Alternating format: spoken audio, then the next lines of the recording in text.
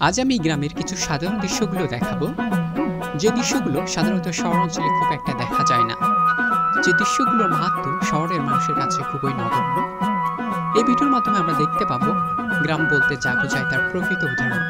আপনি দেখতে পাবেন গ্রামীণ জীবনযাপন থেকে শুরু করে গ্রাম্য জীবনে সারাদিনের কিছু কাজের দৃশ্য, যা দেখে আপনার প্রাণ প্রশান্তিতে ভরে যাবে।